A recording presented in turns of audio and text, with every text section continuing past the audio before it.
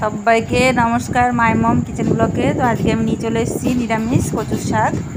তো কম বেশি সবাই ভালোবাসেন কচুর শাকটা, আশা করি।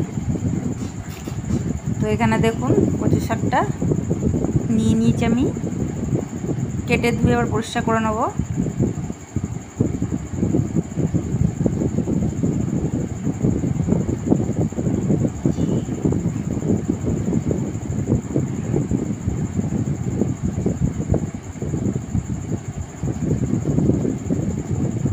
কচু শাকটাকে কেটে নেব।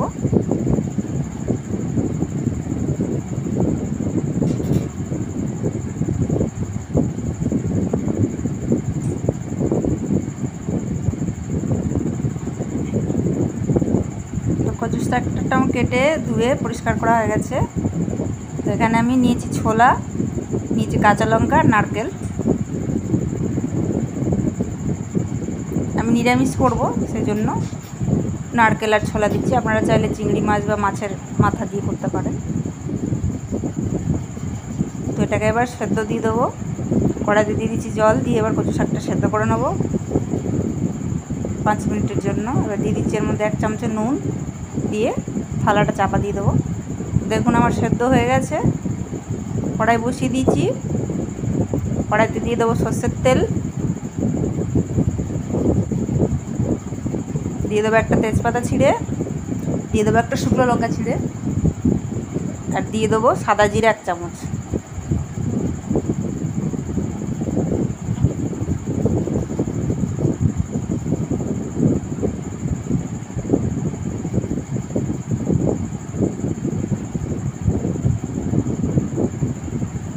তো এবার দিয়ে দেবো নারকেল কুচানো। নারকেলটা ফাটানোর সময় খোলাটা বেরিয়ে গেছিলো, তো পোড়া যাবে না, সেই জন্য আমি কুচি কুচি করে কেটে নিয়েছি। নারকেলটা একটু তেলে ভেজে নিয়েছি। এবার দিয়ে দেবো ছোলাটা। ছোলাটা আমি আলাদা সেদ্ধ করিনি, আপনারা চাইলে করতে পারেন। তো আমি এখানে এটা এমনি একটু কড়াইতে নেড়ে নেব, কেন কচু শাকটা হতে হতে ছোলা সেদ্ধ হয়েই যাবে। তো এবার দিয়ে দিচ্ছি কচু শাকটা। কচু শাকটা দিয়ে ভালো করে একটু নেড়ে নেবো। দিয়ে দেবো 2 কাঁচা লঙ্কা, দিয়ে দেবো হলুদ 1 চামচ, দিয়ে দেবো একটু কাশ্মীরি গুঁড়ো লঙ্কা 1/2 চামচ, দিয়ে দিচ্ছি একটু জিরের গুঁড়ো, ধনের গুঁড়ো 1 চামচ আর 1/2, দিয়ে দেবো নুন 1 চামচ আর 1/2-এর থেকে একটু কম। তো ঝালটা আপনারা আপনাদের পছন্দ মতন দেবেন, যতটা কম বেশি আপনারা খান। এবারে নেড়ে নিচ্ছি ভালো করে।